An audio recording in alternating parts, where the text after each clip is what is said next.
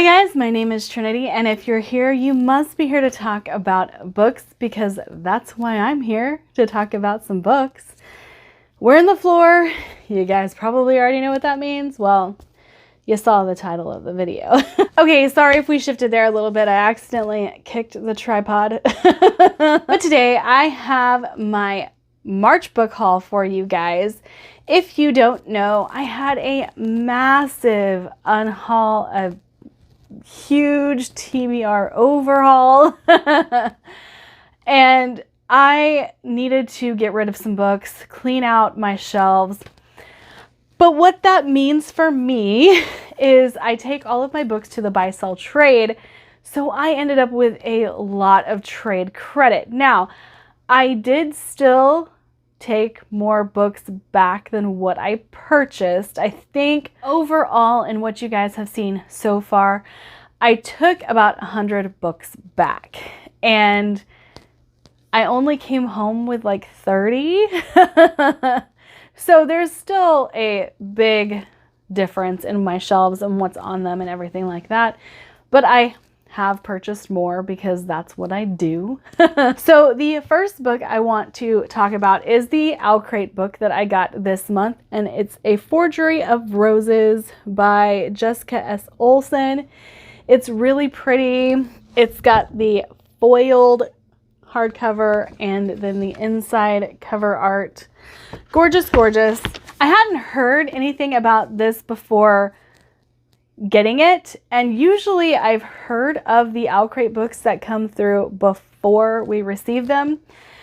But it says, "Such beauty those roses blooming in the cold. My eyes catch on a faint glint in the shadow, and I squint to see what it is. A thorn sharp as a needle, as long as my forefinger. Nothing is as it seems ever." So in looking at this, it was pitched kind of as a gothic mystery and with fairly flowery writing. So I don't know how eager I am to get to this one. It does sound good, but because it has been compared to like the Night Circus and writing style, I'm a little scared. As you guys know, I ended up DNFing that book because there was no direction, and I was just like, okay, I'm done. But yeah, this was the Owlcrate book. My book of the month books are somehow at the very bottom of this stack, but I will get there. And I did get the adult Fairy Loot, but I haven't received it yet. There was a delay in shipping for some reason. And so that will be in my April book haul. So talking to a few of my friends on Discord, this series comes up quite often as a recommendation for me because they know what I like. They have seen what books of theirs I read and have pretty much given me a blanket recommendation for this series. And I've actually had quite a few people recommend me this series outside of my Discord. And then, you always see the quotes on your favorite books from certain authors. And well, this person always shows up on some of my favorite sci-fi books. So I'm like, okay, let's give it a try. So I found Ancillary Mercy and Ancillary Sword at the buy sell trade, but then I went ahead and purchased Ancillary Justice from Amazon. And I'm very much looking forward to these. I know that they are very quick reads. And let's see. On a remote, icy planet, the soldier known as Breck is drawing closer to completing her quest. Once she was the Justice of Torin, a colossal starship with an artificial intelligence linking thousands of soldiers in the service to the Rock, the empire that conquered the galaxy. Now an act of treachery has ripped it all away, leaving her with one fragile human body, unanswered questions, and a burning desire for vengeance. You know how I love a vengeance story as well. So very much looking forward to this series. Now, for a book that I have always been interested in and just never picked up, The Unbecoming of Mara Dyer. I know a lot of people liked this when it was released, and then I never got around to reading it. And since it was at the buy sell trade, it was really cheap. This says $4, but you guys know that I pay about $1 a piece for the books because of my trade credit. And so I really wanted to get into this. You wake up with no memory of the last few days. Your friends were killed in an accident that you miraculously survived. Your family has to move to another state to escape the fallout. You meet a mysterious boy who seems to know more about your past than you do. You start seeing things that can't possibly be there. You are afraid you are losing your mind. There is a sticker over the rest of this. Can you keep it together? Mara Dyer is about to find out. So I know that this is YA, and I'm looking forward to getting into it. Like I said, I wanted to read it whenever it was really popular, but then I just never got around to it, and it still sounds pretty good to me. Same for the Scorpio Races by Maggie Stiefvater. Now, I have heard that even if you don't like, I believe it's the Raven Boys, that if you don't like the Raven Boys, you'll probably still like this one because this is a lot more plot focused, but you still get Maggie Stiefvater's very beautiful writing style in this book. It is the first day of November, and so today someone will die.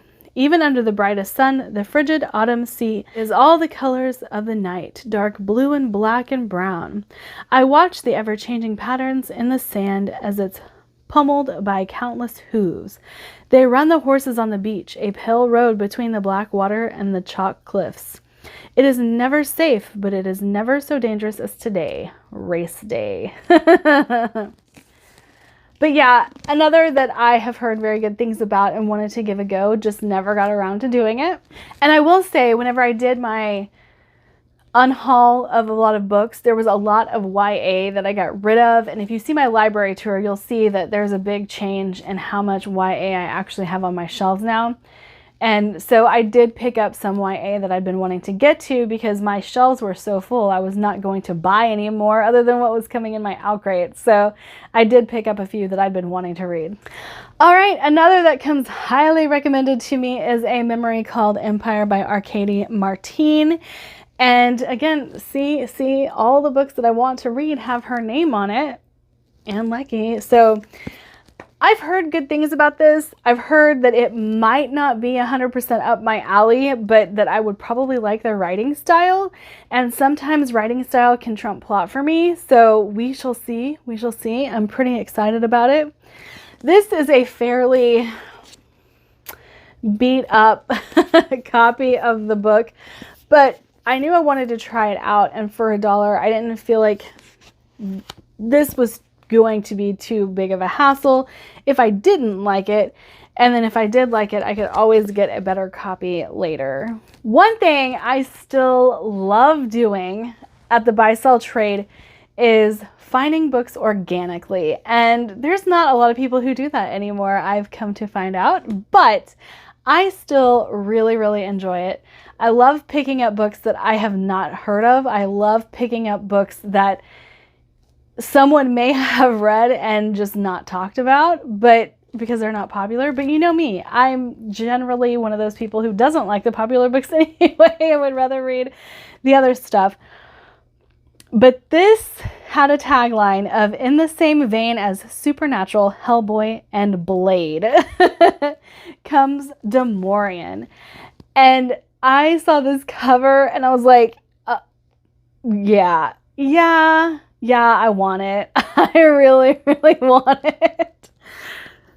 And it says, a secret society of monster hunters, a holy revolver forged to eradicate demons, a possessed man with a tragic past, a rising evil bent on destroying them all. And whenever you compare something to Supernatural, I'm gonna be excited. And then I opened the book and look at the chapter pages. Okay. Yeah, I'm totally in love with this. But then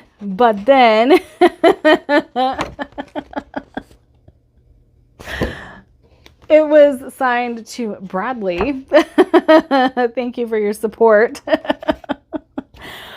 But yeah, I'm pretty pumped for this because it sounds completely up my alley. Okay, another of those organic pickups, Gunpowder Moon by David Pedreira.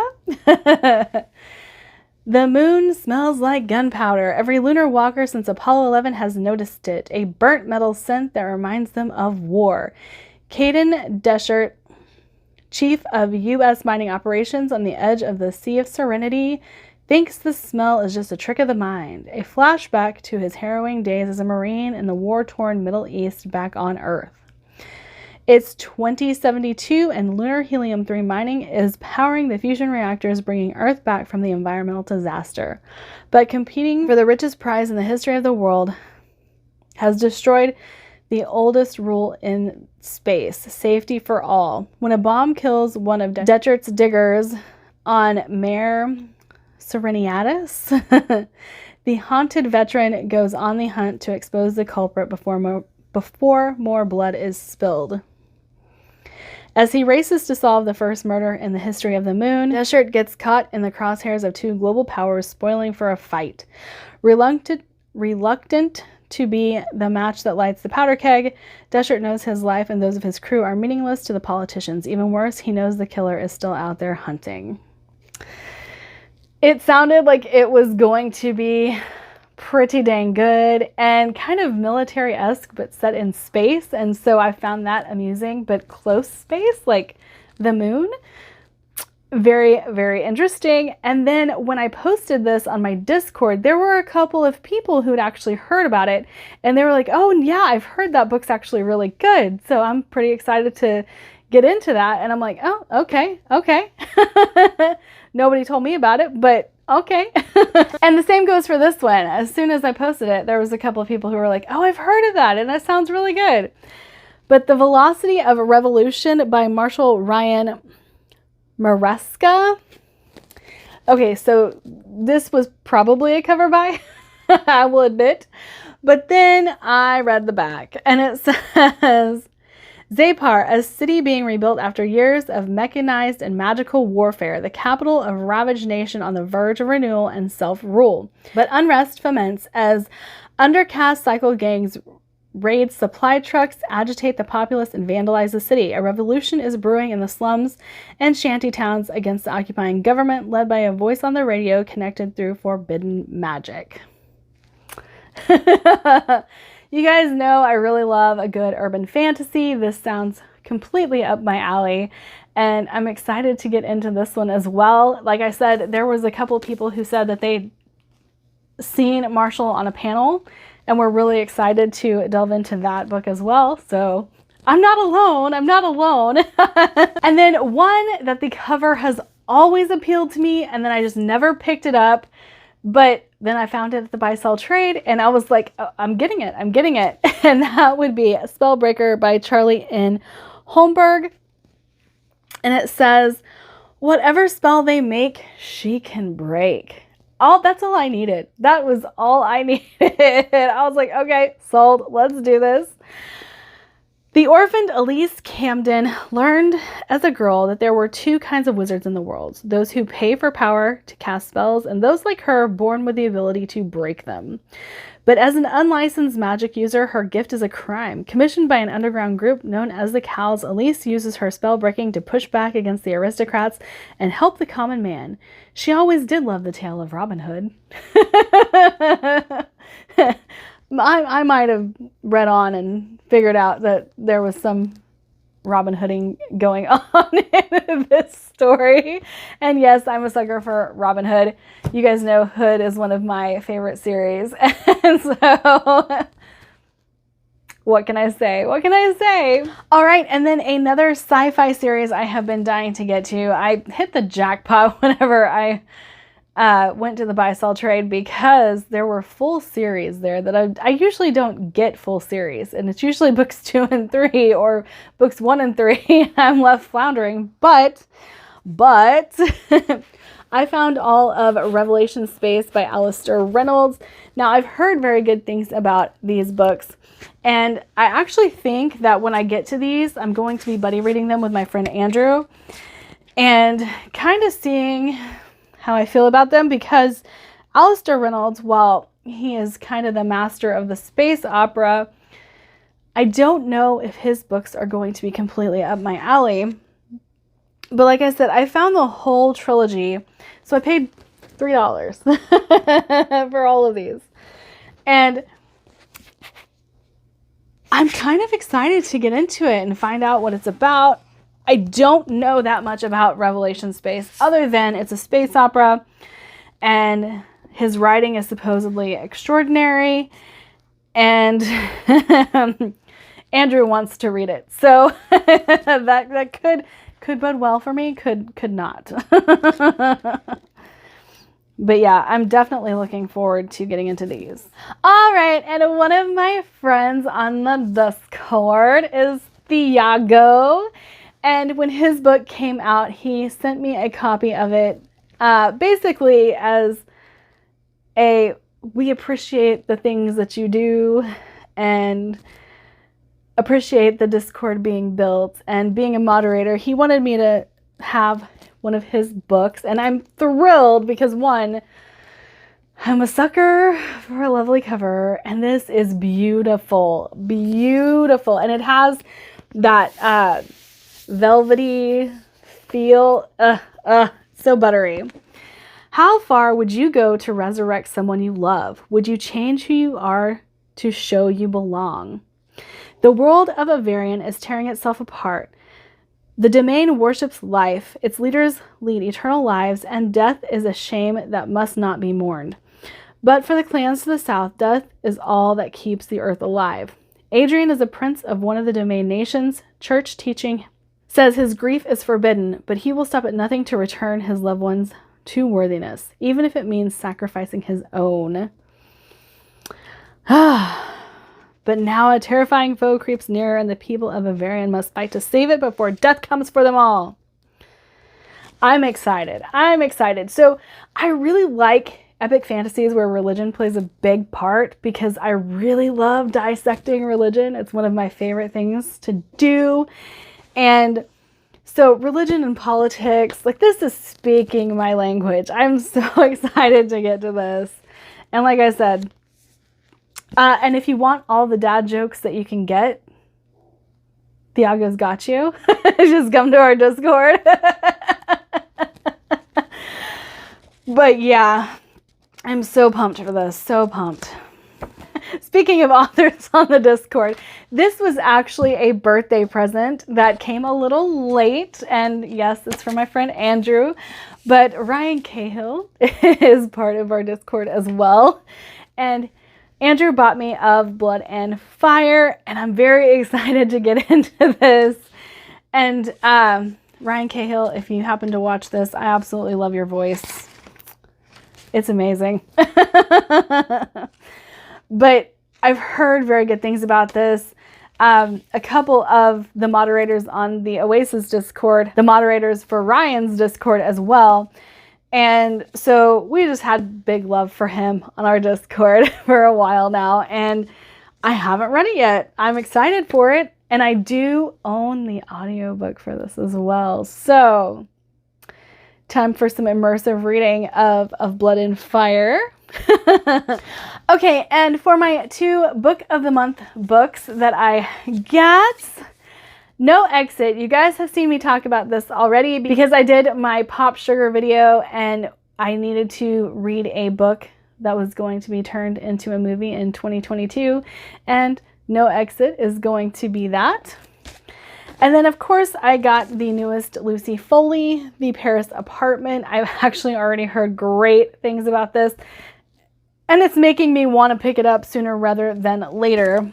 But these are both thrillers, and you guys know I do not like knowing much about my thrillers before getting into them, and so I don't give a synopsis because I don't want to know the synopsis.